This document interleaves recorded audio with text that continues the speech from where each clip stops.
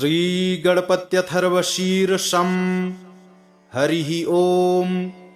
नमस्ते गणपतये त्वमेव प्रत्यक्षं तत्त्वमसि, त्वमेव केवलं कर्तासि, त्वमेव केवलं धर्तासि, त्वमेव केवलं हर्तासि, त्वमेव सर्वं खल्विदं ब्रह्मासि, त्वं साक्षादात्मासि नित्यम्। ऋतं वच्मि सत्यं वच्मि, अवत्वं माम् अववक्तारम् अवश्रोतारम् अवदातारम् अवधातारम् अवानूचानमवशिष्यम् अवपश्चात्तात् अवपुरस्तात् अवचोत्तरात्तात् अवदक्षिणात्तात् अवचोर्ध्वात्तात् अवाधरात्तात् सर्वतो मां पाहि पाहि समन्तात्। त्वं वाङ्मयस्त्वं चिन्मयः, त्वमानन्दमयस्त्वं ब्रह्ममयः, त्वं सच्चिदानन्दाद्वितीयोऽसि, त्वं प्रत्यक्षं ब्रह्मासि, त्वं ज्ञानमयो विज्ञानमयोऽसि। सर्वं जगदिदं त्वत्तो जायते, सर्वं जगदिदं त्वत्तिष्ठति, सर्वं जगदिदं त्वयि लयमेष्यति, सर्वं जगदिदं त्वयि प्रत्येति। त्वं भूमिरापो नलो नीलो नभः, त्वं चत्वारि वाक्पदानि, त्वं गुणत्रयातीतः, त्वं कालत्रयातीतः, त्वं देहत्रयातीतः, त्वं मूलाधारस्थितोऽसि नित्यम्। त्वं शक्तित्रयात्मकः, त्वां योगिनो ध्यायन्ति नित्यम्। त्वं ब्रह्मा त्वं विष्णुस् त्वं रुद्रस् त्वमिन्द्रस् त्वमग्निस् त्वं वायुस् त्वं सूर्यस् त्वं चन्द्रमास् त्वं ब्रह्म भूर्भुवः सुरोम। गणादिं पूर्वमुच्चार्य वर्णादिं तदनन्तरम् अनुस्वारः परतरः अर्धेन्दुलसितं तारेणरुद्धम् एतत्तव मनुस्वरूपम्। गकारः पूर्वरूपम्, अकारो मध्यमरूपम्, अनुस्वारश्चान्त्यरूपम्, बिन्दुरुत्तररूपम्। नादः सन्धानम्, संहिता सन्धिः, सैषा गणेशविद्या गणकऋषिः। निच्छृद्गायत्री छन्दः, श्रीमहागणपतिर्देवता। ॐ गं गणपतये नमः। एकदन्ताय विद्महे वक्रतुण्डाय धीमहि, तन्नो दन्ती प्रचोदयात्। एकदन्तं चतुर्हस्तं पाशमङ्कुशधारिणम्, अभयं वरदं हस्तैर्बिभ्राणं मूषकध्वजम्। रक्तं लम्बोदरं शूर्पकर्णकं रक्तवाससं, रक्तगन्धानुलिप्ताङ्गं रक्तपुष्पैः सुपूजितं। भक्तानुकम्पिनं देवं जगत्कारणमच्युतम्। आविर्भूतं च सृष्ट्यादौ प्रकृतेः पुरुषात् परम्। एवं ध्यायति यो नित्यं स योगी योगिनां वरः। नमो व्रातपतये नमो गणपतये नमः प्रमथपतये। नमस्ते स्तुलम्बोदरायैकदन्ताय विघ्नविनाशिने शिवसुताय श्रीवरदमूर्तये नमो नमः। हरिः ॐ। नमस्ते गणपतये त्वमेव प्रत्यक्षं तत्त्वमसि, त्वमेव केवलं कर्तासि, त्वमेव केवलं धर्तासि, त्वमेव केवलं हर्तासि, त्वमेव सर्वं खल्विदं ब्रह्मासि त्वं साक्षादात्मासि नित्यं ऋतं वच्मि सत्यं वच्मि अवत्वं माम् अववक्तारम् अवश्रोतारम् अवदातारम् अवधातारम् अवानुचानमवशिष्यम् अवपश्चात्तात् अवपुरस्तात् अवचोत्तरात्तात् अवदक्षिणात्तात् अवचोर्ध्वात्तात् अवाधरात्तात्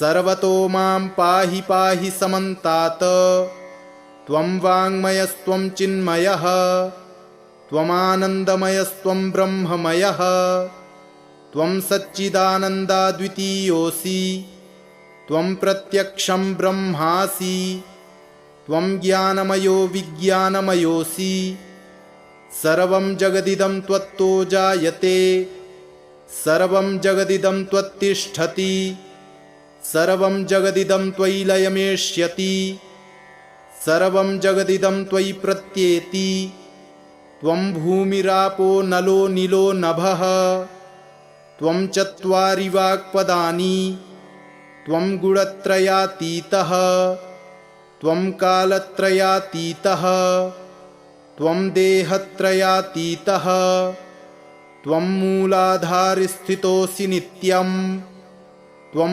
शक्तित्रयात्मकः त्वां योगिनो ध्यायन्ति नित्यं त्वं ब्रह्मा त्वं विष्णुस्त्वं रुद्रस्त्वमिन्द्रस्त्वम् अग्निस्त्वं वायुस्त्वं सूर्यस्त्वं चन्द्रमास्त्वं ब्रह्म भूर्भुवः सुरोम गणादिं पूर्वमुच्चार्य वरणादिं तदनन्तरम् अनुस्वारः परतरः अर्धेन्दुलसितं तारेणरुद्धम् एतत्तव मनुस्वरूपं गकारः पूर्वरूपम् अकारो मध्यमरूपम् अनुस्वारश्चान्त्यरूपम् बिन्दुरुत्तररूपम् नादः सन्धानम् संहिता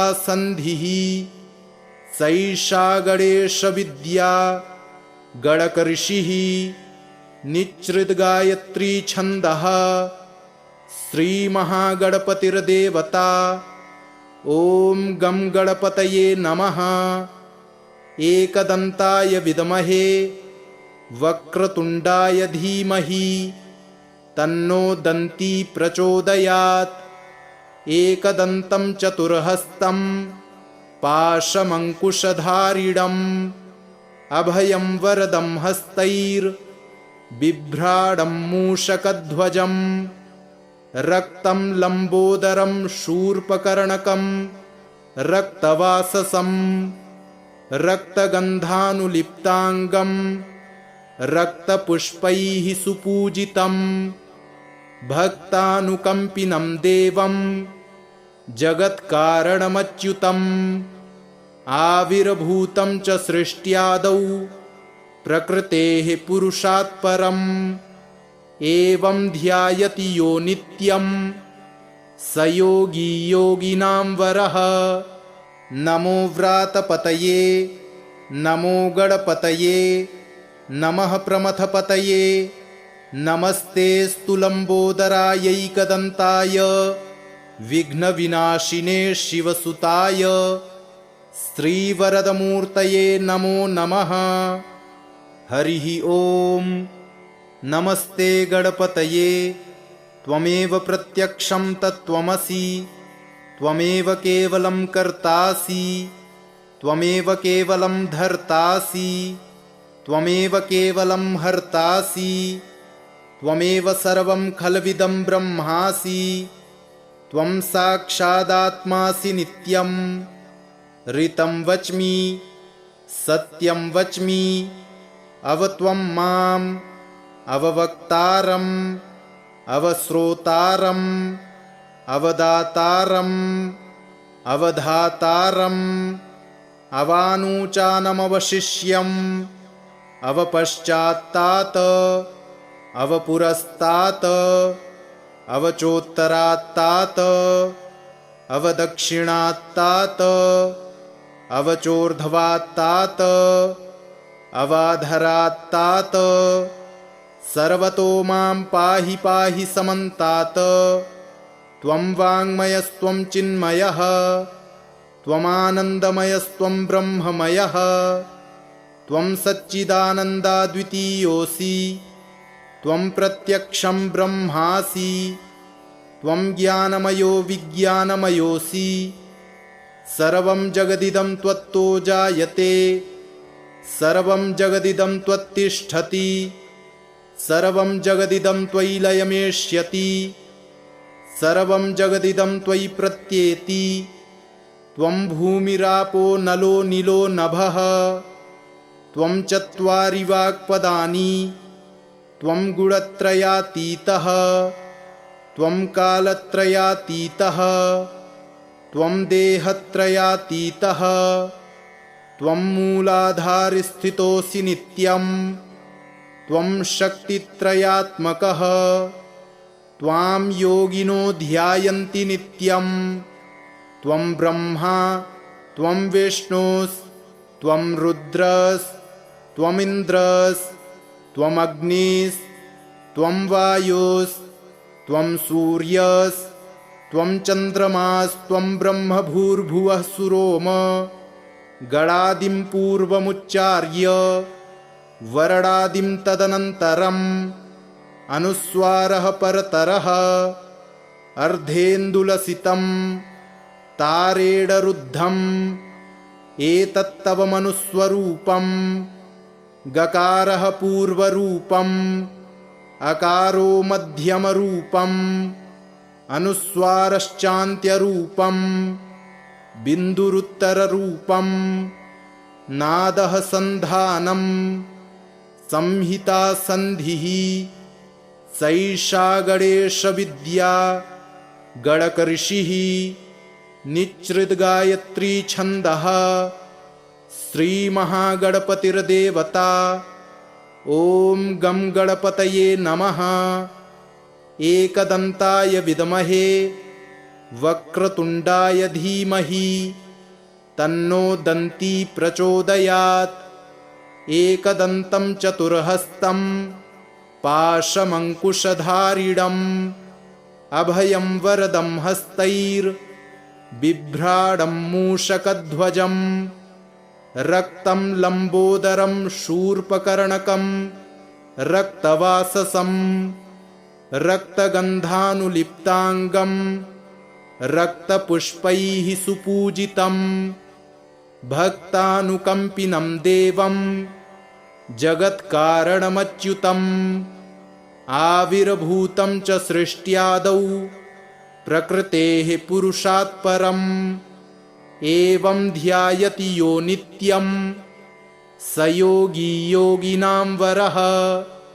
नमो व्रातपतये नमो गणपतये नमः प्रमथपतये नमस्तेऽस्तु लम्बोदरायैकदन्ताय विघ्नविनाशिने शिवसुताय श्रीवरदमूर्तये नमो नमः। हरिः ॐ। नमस्ते गणपतये त्वमेव प्रत्यक्षं तत्त्वमसि त्वमेव केवलं कर्तासि त्वमेव केवलं धर्तासि त्वमेव केवलं हर्तासि त्वमेव सर्वं खल्विदं ब्रह्मासि त्वं साक्षादात्मासि नित्यं। ऋतं वच्मि सत्यं वच्मि अवत्वं माम् अववक्तारम् अवश्रोतारम् अवदातारम् अवधातारम् अवानूचानमवशिष्यम् अवपश्चात्तात् अवपुरस्तात् अवचोत्तरात्तात् अवदक्षिणात्तात् अवचोर्ध्वात्तात् अवाधरात्तात् सर्वतो मां पाहि पाहि समन्तात्। त्वं वाङ्मयस्त्वं चिन्मयः त्वमानन्दमयस्त्वं ब्रह्ममयः त्वं सच्चिदानन्दाद्वितीयोऽसि त्वं प्रत्यक्षं ब्रह्मासि त्वं ज्ञानमयो विज्ञानमयोऽसि। सर्वं जगदिदं त्वत्तो जायते सर्वं जगदिदं त्वत्तिष्ठति सर्वं जगदिदं त्वयि लयमेष्यति सर्वं जगदिदं त्वयि प्रत्येति। त्वं भूमिरापो नलो नीलो नभः त्वं चत्वारि वाक्पदानि त्वं गुणत्रयातीतः त्वं कालत्रयातीतः त्वं देहत्रयातीतः त्वं मूलाधारस्थितोऽसि नित्यं त्वं शक्तित्रयात्मकः त्वां योगिनो ध्यायन्ति नित्यं त्वं ब्रह्मा त्वं विष्णुस्त्वं रुद्रस्त्वमिन्द्रस्त्वम् अग्निस्त्वं वायुस्त्वं सूर्यस्त्वं चन्द्रमास्त्वं ब्रह्म भूर्भुवः सुरोम गणादिं पूर्वमुच्चार्य वरणादिं तदनन्तरम् अनुस्वारः परतरः अर्धेन्दुलसितं तारेणरुद्धम् एतत्तव मनुस्वरूपं गकारः पूर्वरूपम् अकारो मध्यमरूपम् अनुस्वारश्चान्त्यरूपम् बिन्दुरुत्तररूपम् नादः सन्धानम् संहिता सन्धिः सैषा गणेशविद्या गणकऋषिः निच्छृद्गायत्री छन्दः श्रीमहागणपतिर्देवता। ॐ गं गणपतये नमः। एकदन्ताय विद्महे वक्रतुण्डाय धीमहि तन्नो दन्ती प्रचोदयात्। एकदन्तं चतुर्हस्तं पाशमङ्कुशधारिणम् अभयं वरदं हस्तैर्बिभ्राणं मूषकध्वजम् रक्तं लम्बोदरं शूर्पकर्णकं रक्तवाससं रक्तगन्धानुलिप्ताङ्गं रक्तपुष्पैः सुपूजितं भक्तानुकम्पिनं देवं जगत्कारणमच्युतम् आविर्भूतं च सृष्ट्यादौ प्रकृतेः पुरुषात् परम् एवं ध्यायति यो नित्यं स योगी योगिनां वरः। नमो व्रातपतये नमो गणपतये नमः प्रमथपतये नमस्तेऽस्तु लम्बोदरायैकदन्ताय विघ्नविनाशिने शिवसुताय श्रीवरदमूर्तये नमो नमः। हरिः ॐ। नमस्ते गणपतये त्वमेव प्रत्यक्षं तत्त्वमसि त्वमेव केवलं कर्तासि त्वमेव केवलं धर्तासि त्वमेव केवलं हर्तासि त्वमेव सर्वं खल्विदं ब्रह्मासि त्वं साक्षादात्मासि नित्यं ऋतं वच्मि सत्यं वच्मि अवत्वं माम् अववक्तारम् अवश्रोतारम् अवदातारम् अवधातारम् अवानूचानमवशिष्यम् अवपश्चात्तात् अवपुरस्तात् अवचोत्तरात्तात् अवदक्षिणात्तात् अवचोर्ध्वात्तात् अवाधरात्तात् सर्वतो मां पाहि पाहि समन्तात्। त्वं वाङ्मयस्त्वं चिन्मयः त्वमानन्दमयस्त्वं ब्रह्ममयः त्वं सच्चिदानन्दाद्वितीयोऽसि त्वं प्रत्यक्षं ब्रह्मासि त्वं ज्ञानमयो विज्ञानमयोऽसि। सर्वं जगदिदं त्वत्तो जायते, सर्वं जगदिदं त्वत्तिष्ठति, सर्वं जगदिदं त्वयि लयमेष्यति, सर्वं जगदिदं त्वयि प्रत्येति। त्वं भूमिरापो नलो नीलो नभः, त्वं चत्वारि वाक्पदानि, त्वं गुणत्रयातीतः, त्वं कालत्रयातीतः, त्वं देहत्रयातीतः, त्वं मूलाधारस्थितोऽसि नित्यं, त्वं शक्तित्रयात्मकः, त्वां योगिनो ध्यायन्ति नित्यं। त्वं ब्रह्मा त्वं विष्णुस्त्वं रुद्रस्त्वमिन्द्रस्त्वम् अग्निस्त्वं वायुस्त्वं सूर्यस्त्वं चन्द्रमास्त्वं ब्रह्म भूर्भुवः सुरोम गणादिं पूर्वमुच्चार्य वरणादिं तदनन्तरम् अनुस्वारः परतरः अर्धेन्दुलसितं तारेणरुद्धम् एतत्तव मनुस्वरूपं। गकारः पूर्वरूपम्, अकारो मध्यमरूपम्, अनुस्वारश्चान्त्यरूपम्, बिन्दुरुत्तररूपम्, नादः सन्धानम्, संहिता सन्धिः। सैषा गणेशविद्या गणकऋषिः निच्छृद्गायत्री छन्दः। श्रीमहागणपतिर्देवता। ॐ गं गणपतये नमः।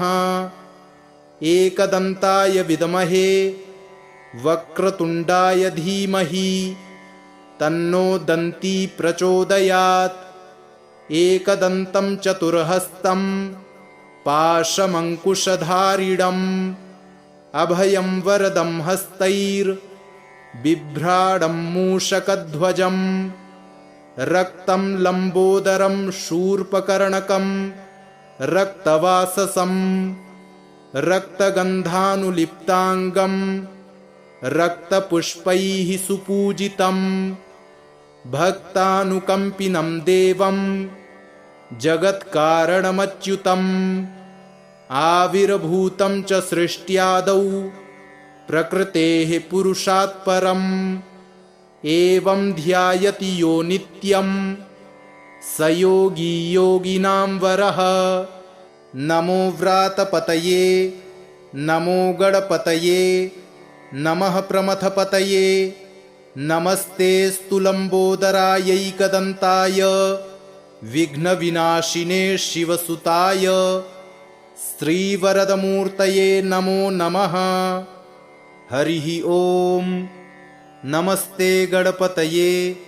त्वमेव प्रत्यक्षं तत्त्वमसि, त्वमेव केवलं कर्तासि, त्वमेव केवलं धर्तासि, त्वमेव केवलं हर्तासि, त्वमेव सर्वं खल्विदं ब्रह्मासि। त्वं साक्षादात्मासि नित्यं। ऋतं वच्मि सत्यं वच्मि अवत्वं माम् अववक्तारम् अवश्रोतारम् अवदातारम् अवधातारम् अवानूचानमवशिष्यम् अवपश्चात्तात् अवपुरस्तात् अवचोत्तरात्तात् अवदक्षिणात्तात् अवचोर्ध्वात्तात् अवाधरात्तात् सर्वतो मां पाहि पाहि समन्तात्। त्वं वाङ्मयस्त्वं चिन्मयः त्वमानन्दमयस्त्वं ब्रह्ममयः त्वं सच्चिदानन्दाद्वितीयोऽसि त्वं प्रत्यक्षं ब्रह्मासि त्वं ज्ञानमयो विज्ञानमयोऽसि। सर्वं जगदिदं त्वत्तो जायते सर्वं जगदिदं त्वत्तिष्ठति सर्वं जगदिदं त्वयि लयमेष्यति सर्वं जगदिदं त्वयि प्रत्येति। त्वं भूमिरापो नलो नीलो नभः त्वं चत्वारि वाक्पदानि त्वं गुणत्रयातीतः त्वं कालत्रयातीतः त्वं देहत्रयातीतः त्वं मूलाधारस्थितोऽसि नित्यं त्वं शक्तित्रयात्मकः त्वां योगिनो ध्यायन्ति नित्यं त्वं ब्रह्मा त्वं विष्णुस्त्वं रुद्रस्त्वमिन्द्रस्त्वम् अग्निस्त्वं वायुस्त्वं सूर्यस्त्वं चन्द्रमास्त्वं ब्रह्म भूर्भुवः सुरोम गणादिं पूर्वमुच्चार्य वरणादिं तदनन्तरम् अनुस्वारः परतरः अर्धेन्दुलसितं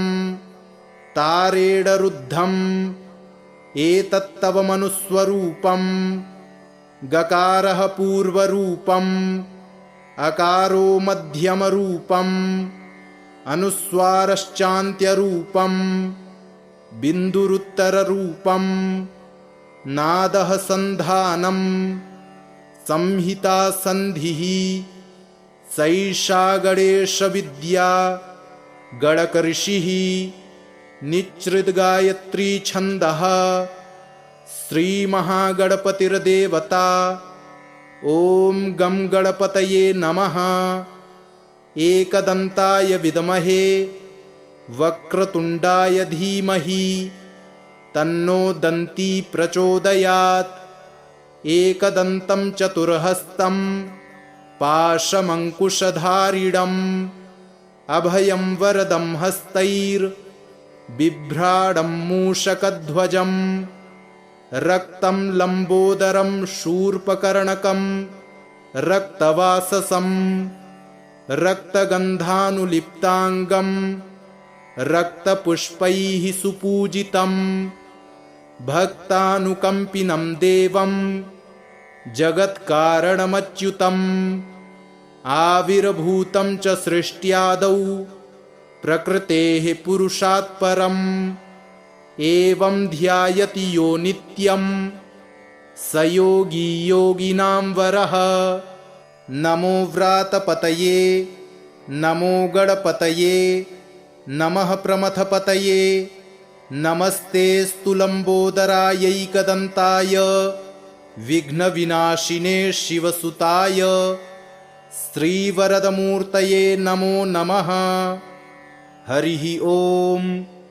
नमस्ते गणपतये त्वमेव प्रत्यक्षं तत्त्वमसि त्वमेव केवलं कर्तासि त्वमेव केवलं धर्तासि त्वमेव केवलं हर्तासि त्वमेव सर्वं खल्विदं ब्रह्मासि त्वं साक्षादात्मासि नित्यं ऋतं वच्मि सत्यं वच्मि अवत्वं माम् अववक्तारम् अवश्रोतारम् अवदातारम् अवधातारम् अवानूचानमवशिष्यम् अवपश्चात्तात् अवपुरस्तात् अवचोत्तरात्तात् अवदक्षिणात्तात् अवचोर्ध्वात्तात् अवाधरात्तात्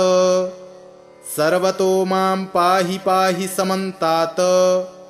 त्वं वाङ्मयस्त्वं चिन्मयः त्वमानन्दमयस्त्वं ब्रह्ममयः त्वं सच्चिदानन्दाद्वितीयोऽसि त्वं प्रत्यक्षं ब्रह्मासि त्वं ज्ञानमयो विज्ञानमयोऽसि सर्वं जगदिदं त्वत्तो जायते सर्वं जगदिदं त्वत्तिष्ठति सर्वं जगदिदं त्वयि लयमेष्यति सर्वं जगदिदं त्वयि प्रत्येति त्वं भूमिरापो नलो नीलो नभः त्वं चत्वारि वाक्पदानि त्वं गुणत्रयातीतः त्वं कालत्रयातीतः त्वं देहत्रयातीतः त्वं मूलाधारस्थितोऽसि नित्यं त्वं शक्तित्रयात्मकः त्वां योगिनो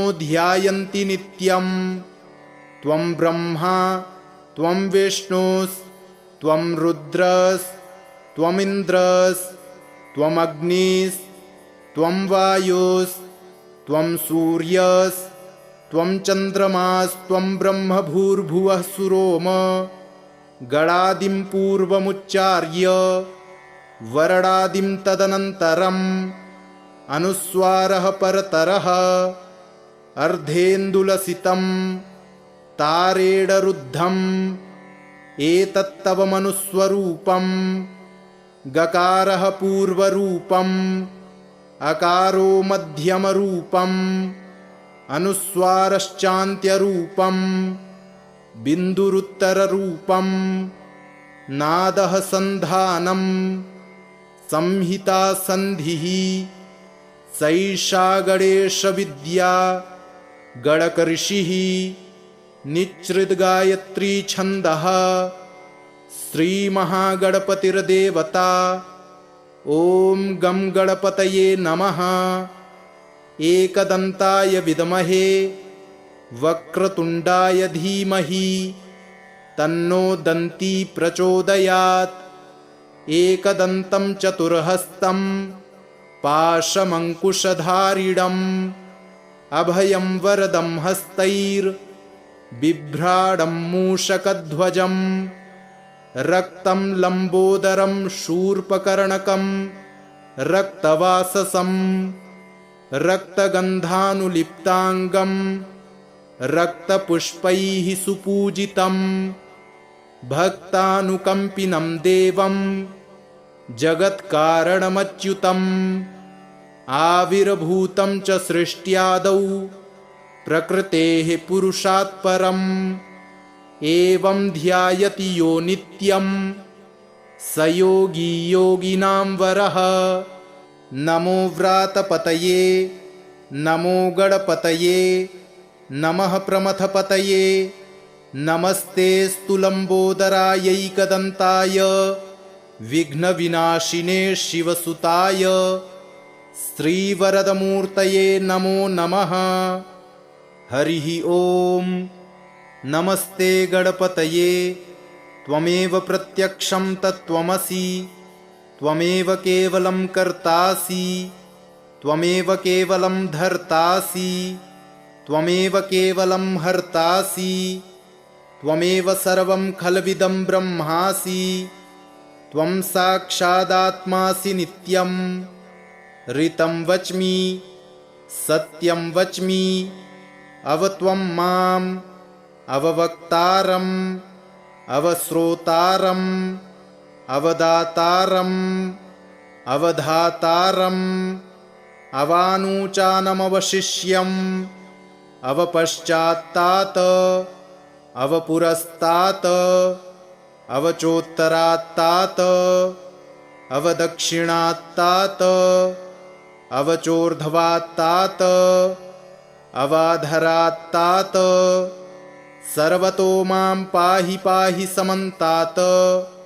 त्वं वाङ्मयस्त्वं चिन्मयः त्वमानन्दमयस्त्वं ब्रह्ममयः त्वं सच्चिदानन्दाद्वितीयोऽसि त्वं प्रत्यक्षं ब्रह्मासि त्वं ज्ञानमयो विज्ञानमयोऽसि सर्वं जगदिदं त्वत्तो जायते सर्वं जगदिदं त्वत्तिष्ठति सर्वं जगदिदं त्वयि लयमेष्यति सर्वं जगदिदं त्वयि प्रत्येति त्वं भूमिरापो नलो नीलो नभः त्वं चत्वारि वाक्पदानि त्वं गुणत्रयातीतः त्वं कालत्रयातीतः त्वं देहत्रयातीतः त्वं मूलाधारस्थितोऽसि नित्यं त्वं शक्तित्रयात्मकः त्वां योगिनो ध्यायन्ति नित्यं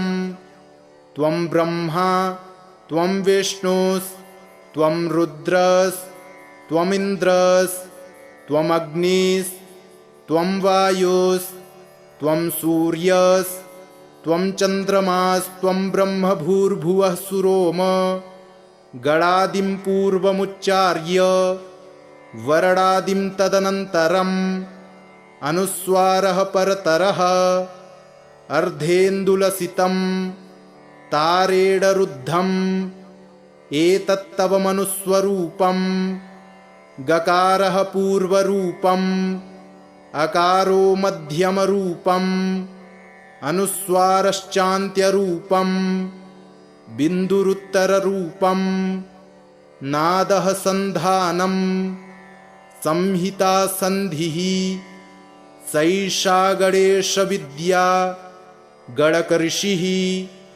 निच्छृद्गायत्री छन्दः श्रीमहागणपतिर्देवता। ॐ गं गणपतये नमः। एकदन्ताय विद्महे वक्रतुण्डाय धीमहि तन्नो दन्ती प्रचोदयात्।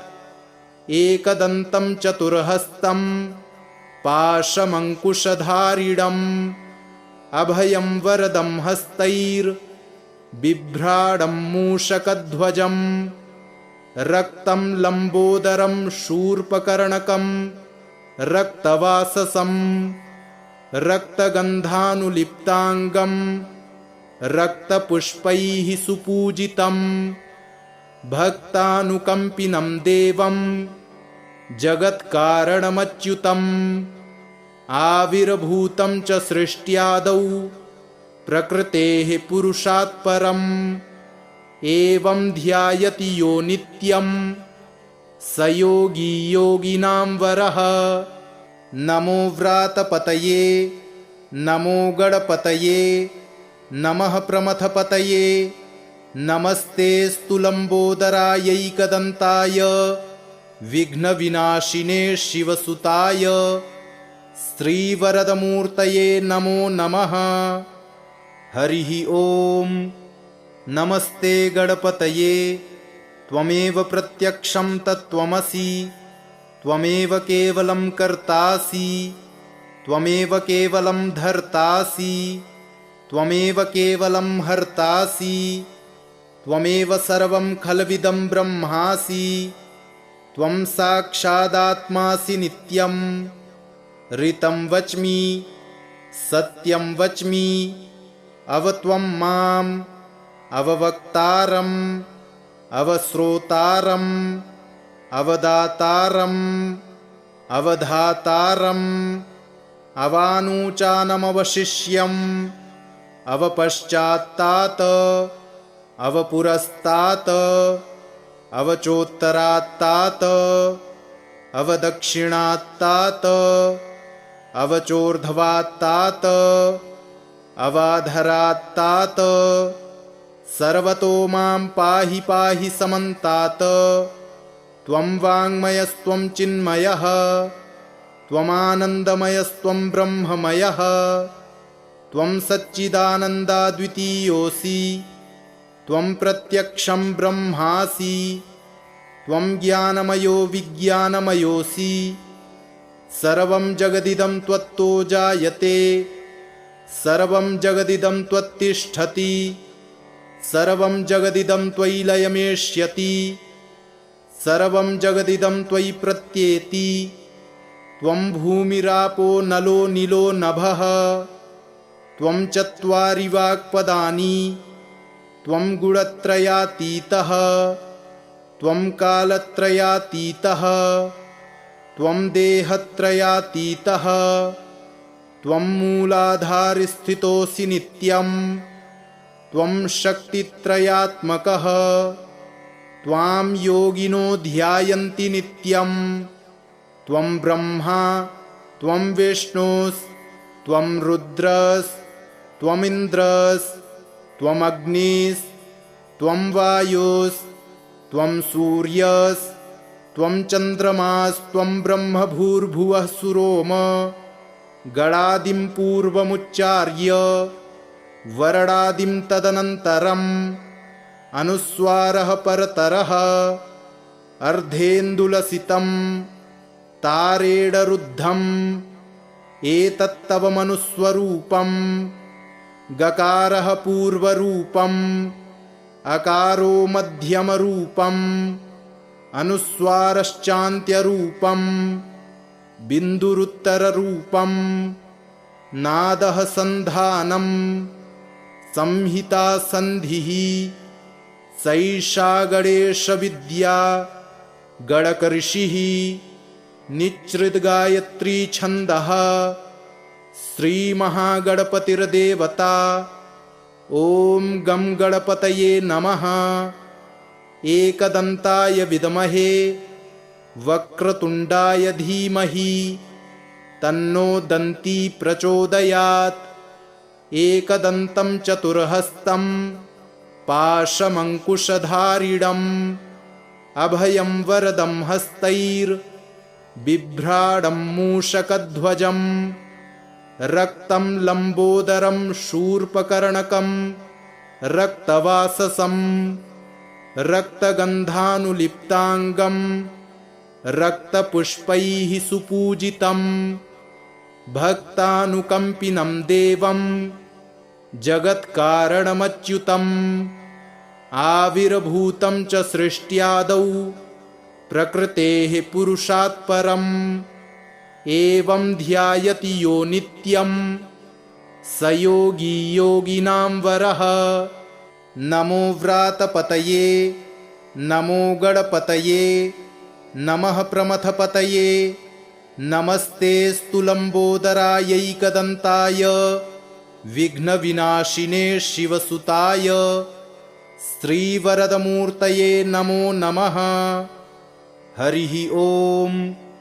नमस्ते गणपतये त्वमेव प्रत्यक्षं तत्त्वमसि त्वमेव केवलं कर्तासि त्वमेव केवलं धर्तासि त्वमेव केवलं हर्तासि त्वमेव सर्वं खल्विदं ब्रह्मासि त्वं साक्षादात्मासि नित्यं ऋतं वच्मि सत्यं वच्मि अवत्वं माम् अववक्तारम् अवश्रोतारम् अवदातारम् अवधातारम् अवानूचानमवशिष्यम् अवपश्चात्तात् अवपुरस्तात् अवचोत्तरात्तात् अवदक्षिणात्तात् अवचोर्ध्वात्तात् अवाधरात्तात् सर्वतो मां पाहि पाहि समन्तात्। त्वं वाङ्मयस्त्वं चिन्मयः त्वमानन्दमयस्त्वं ब्रह्ममयः त्वं सच्चिदानन्दाद्वितीयोऽसि त्वं प्रत्यक्षं ब्रह्मासि त्वं ज्ञानमयो विज्ञानमयोऽसि सर्वं जगदिदं त्वत्तो जायते सर्वं जगदिदं त्वत्तिष्ठति सर्वं जगदिदं त्वयि लयमेष्यति सर्वं जगदिदं त्वयि प्रत्येति त्वं भूमिरापो नलो नीलो नभः त्वं चत्वारि वाक्पदानि त्वं गुणत्रयातीतः त्वं कालत्रयातीतः त्वं देहत्रयातीतः त्वं मूलाधारस्थितोऽसि नित्यं त्वं शक्तित्रयात्मकः त्वां योगिनो ध्यायन्ति नित्यं त्वं ब्रह्मा त्वं विष्णुस्त्वं रुद्रस्त्वमिन्द्रस्त्वम् अग्निस्त्वं वायुस्त्वं सूर्यस्त्वं चन्द्रमास्त्वं ब्रह्म भूर्भुवः सुरोम गणादिं पूर्वमुच्चार्य वरणादिं तदनन्तरम् अनुस्वारः परतरः अर्धेन्दुलसितं तारेणरुद्धम् एतत्तव मनुस्वरूपं गकारः पूर्वरूपम् अकारो मध्यमरूपम् अनुस्वारश्चान्त्यरूपम् बिन्दुरुत्तररूपं नादः सन्धानं संहिता सन्धिः सैषा गणेशविद्या गणकऋषिः निच्छृद्गायत्री छन्दः श्रीमहागणपतिर्देवता। ॐ गं गणपतये नमः। एकदन्ताय विद्महे वक्रतुण्डाय धीमहि तन्नो दन्ती प्रचोदयात्। एकदन्तं चतुर्हस्तं पाशमङ्कुशधारिणम् अभयं वरदं हस्तैर्बिभ्राडं मूषकध्वजम् रक्तं लम्बोदरं शूर्पकर्णकं रक्तवाससं रक्तगन्धानुलिप्ताङ्गं रक्तपुष्पैः सुपूजितं भक्तानुकम्पिनं देवं जगत्कारणमच्युतम् आविर्भूतं च सृष्ट्यादौ प्रकृतेः पुरुषात् परम् एवं ध्यायति यो नित्यं स योगी योगिनां वरः। नमो व्रातपतये नमो गणपतये नमः प्रमथपतये नमस्ते स्तुलम्बोदरायैकदन्ताय विघ्नविनाशिने शिवसुताय श्रीवरदमूर्तये नमो नमः। हरिः ॐ। नमस्ते गणपतये त्वमेव प्रत्यक्षं तत्त्वमसि त्वमेव केवलं कर्तासि त्वमेव केवलं धर्तासि त्वमेव केवलं हर्तासि त्वमेव सर्वं खल्विदं ब्रह्मासि त्वं साक्षादात्मासि नित्यं ऋतं वच्मि सत्यं वच्मि अवत्वं माम् अववक्तारम् अवश्रोतारम् अवदातारम् अवधातारम् अवानूचानमवशिष्यम् अवपश्चात्तात् अवपुरस्तात् अवचोत्तरात्तात् अवदक्षिणात्तात् अवचोर्ध्वात्तात् अवाधरात्तात् सर्वतो मां पाहि पाहि समन्तात्। त्वं वाङ्मयस्त्वं चिन्मयः त्वमानन्दमयस्त्वं ब्रह्ममयः त्वं सच्चिदानन्दाद्वितीयोऽसि त्वं प्रत्यक्षं ब्रह्मासि त्वं ज्ञानमयो विज्ञानमयोऽसि सर्वं जगदिदं त्वत्तो जायते सर्वं जगदिदं त्वत्तिष्ठति सर्वं जगदिदं त्वयि लयमेष्यति सर्वं जगदिदं त्वयि प्रत्येति त्वं भूमिरापो नलो नीलो नभः त्वं चत्वारि वाक्पदानि त्वं गुणत्रयातीतः त्वं कालत्रयातीतः त्वं देहत्रयातीतः त्वं मूलाधारस्थितोऽसि नित्यम् त्वं शक्तित्रयात्मकः त्वां योगिनो ध्यायन्ति नित्यं त्वं ब्रह्मा त्वं विष्णुस्त्वं रुद्रस्त्वमिन्द्रस्त्वम् अग्निस्त्वं वायुस्त्वं सूर्यस्त्वं चन्द्रमास्त्वं ब्रह्म भूर्भुवः सुरोम गणादिं पूर्वमुच्चार्य वरणादिं तदनन्तरम् अनुस्वारः परतरः अर्धेन्दुलसितं तारेणरुद्धम् एतत्तव मनुस्वरूपम् गकारः पूर्वरूपम् अकारो मध्यमरूपम् अनुस्वारश्चान्त्यरूपम् बिन्दुरुत्तररूपम् नादः सन्धानम् संहिता सन्धिः सैषा गणेशविद्या गणकऋषिः निच्छृद्गायत्री छन्दः श्रीमहागणपतिर्देवता। ॐ गं गणपतये नमः। एकदन्ताय विद्महे वक्रतुण्डाय धीमहि तन्नो दन्ती प्रचोदयात्। एकदन्तं चतुर्हस्तं पाशमङ्कुशधारिणम् अभयं वरदं हस्तैर्बिभ्राडं बिभ्राडं मूषकध्वजं रक्तं लम्बोदरं शूर्पकर्णकं रक्तवाससं रक्तगन्धानुलिप्ताङ्गं रक्तपुष्पैः सुपूजितं भक्तानुकम्पिनं देवं जगत्कारणमच्युतम् आविर्भूतं च सृष्ट्यादौ प्रकृतेः पुरुषात् परम् एवं ध्यायति यो नित्यं स योगी योगिनां वरः। नमो व्रातपतये नमो गणपतये नमः प्रमथपतये नमस्तेऽस्तु लम्बोदरायैकदन्ताय विघ्नविनाशिने शिवसुताय श्रीवरदमूर्तये नमो नमः। इति श्रीगणपति अथर्वशीर्षं सम्पूर्णम्।